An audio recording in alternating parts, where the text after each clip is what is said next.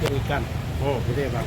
Tapi dalam hal ini kan di video tersebut juga ada suaminya gitu bang, gimana bang? Posisinya di situ kan ada sang suami. Nah, itu yang sebetulnya menjadi perdebatan nanti. Karena terus terang, yang ini kan anaknya dirampas dari ibunya. Artinya, untuk menerangkan bahwa ini suaminya ini punya hak atau gimana segala macam, ini kan hukum privat ya, masih panjang itu. Tapi yang jelas, ketika dia itu diambil dari ibunya secara paksa, ibunya punya hak untuk melaporkan, atau otomatis polisi bisa bertindak karena dengan ini deliknya delik umum, kan gitu. Karena barang siapa yang membawa pergi dari seseorang dari tempat kediamannya atau tempat tinggalnya sementara dengan maksud untuk menempatkan orang itu secara melawan hukum di bawah kekuasaannya atau kekuasaan orang lain, atau untuk menempatkan dia dalam keadaan sengsara, diancam karena penculikan dengan pidana paling lama 12 tahun. Jadi patut diduga kan ini orang kan nggak ada hubungan hukumnya dengan si anak. Makanya walaupun dia punya izin dari suaminya apa segala macam, ya itu nanti. Karena kan ini ibunya melahirkan, dia masih ASI juga. Makanya kita mesti punya satu praduga tidak bersalah. Ya memang si ibunya ini terzolimi kan begitu. Bang, walaupun si ibu ini mungkin mempunyai kebiasaan buruk, tetap aja itu hak itu masih jatuh ke tangan ibunya atau seperti apa bang? Kebiasaan buruk atau kebiasaan yang kurang baik ataupun apapun yang dituduhkan ke ibunya, itu tidak serta-merta menghapuskan hak ibu untuk mengasuh anaknya.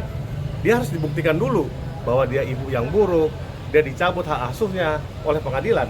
Tapi kalau nggak ada putusan berkekuatan hukum tetap dari pengadilan, tanpa hak itu orang lain menghakimi ibu itu telah melakukan suatu kesalahan, itu salah besar. Tapi kan selama ini yang bisa dikatakan yang tahu tentang keluarga mereka ya sang suami, dan sang suami mengatakan bahwa kelakuan istrinya ini buruk. Tapi harus ada pembuktian.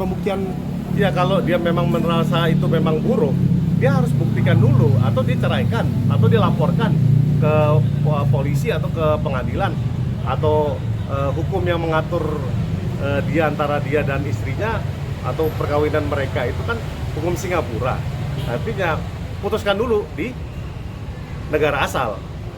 Apakah istrinya ini bertindak buruk atau gimana? Nah kalau memang dia bertindak melanggar norma yang ada di Indonesia, dia lapor polisi dulu. Kan ini nggak ada, ini tuduhan sepihak. Mungkin juga halusinasi juga, saya juga nggak tahu. Karena ketika orang mendalilkan sesuatu, dia harus membuktikan.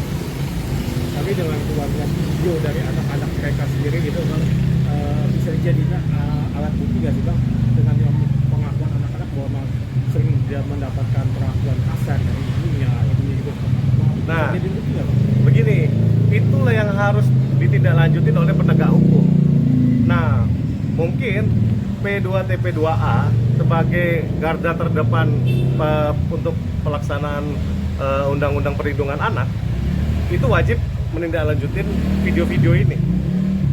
Karena kenapa? Maraknya ada anak yang ya disiksa, tersiksa, whatever lah. Itu P2 dan P2TP2A atau di polisi itu adanya unit PPA, Perlindungan Perempuan dan Anak, itu wajib menindaklanjutin hal ini. Jadi ketika ada yang beredar tapi tanpa ada verifikasi kita udah menghakimi, itu salah besar. Karena hukum kita itu tidak menganut asas yang sedemikian. Ketika ada praduga, itu harus pertama kali adalah praduga tidak bersalah. Nah, ketika memang harus diujinya di pengadilan. Artinya, ketika kita menuduhkan sesuatu kepada orang dan menghakimi bahwa itu dia betul bersalah, itu namanya main hakim sendiri. Itu nggak bagus. Mungkin mempertegas saja bang bahwa artis yang inisial T ini berarti melakukan diduga TE itu berarti hal yang dia lakukan itu sudah merujuk pada kesalahannya, bisa ditindak kriminal seperti itu ya bang? Mungkin mempertegas saja. Ya, karena dugaan saya kalau dari cerita dan dari video yang viral itu, ketika dia merampas anak di bawah umur dari kekuasaan ibunya, pasal itu bisa berlaku. Oke bang, terakhir bang, apa yang harus dilakukan sang ibu bang sekarang sebaiknya? Sebetulnya sangat mudah ya, dia dengan melaporkan minta perlindungan hukum ke polisi, otomatis polisi akan menindaklanjuti lapornya dengan baik. Kalau polisi tidak menindaklanjuti dengan baik, saya nggak ngerti lagi. Karena kenapa? sudah cukup banyak keganjilan-keganjilan soal rebutan anak ini ya. Apalagi kalau kalian masih ingat klien saya namanya Sania Marwa ini masih panjang nih perjuangannya kan gitu.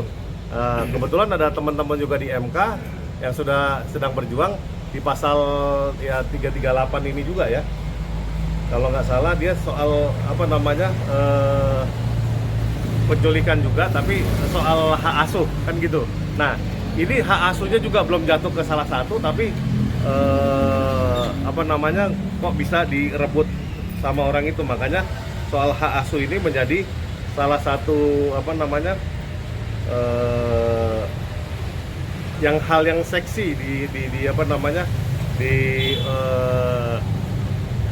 diuji di MK di pasal di KUHP itu. Karena kalau ayah dan ibunya kandung itu kalau dia merampas walaupun dia nggak punya hak asuh, tiba-tiba pasal itu dimandulkan sama polisi bahwa kalau dia ibunya kandung atau ayahnya kandung walaupun dia tidak punya hak asuh, walaupun ibu atau ayahnya itu menahan hak asuh, itu nggak berlaku kalau misalnya yang ngambil itu ayah atau ibunya kandung. Nah ini lucu. Jadi Indonesia ini sering kayak gini, nggak ada ketetapan hukum yang mengatur di atasnya dengan hierarki yang jelas, tapi dengan kesepakatan antar instansi bisa mengatur undang-undang yang notabene itu yang di atasnya jauh secara hierarki. Itu ya lucu, di Indonesia itu lucu sekali. Jadi KUHP itu diatur sama kesepakatan antar instansi.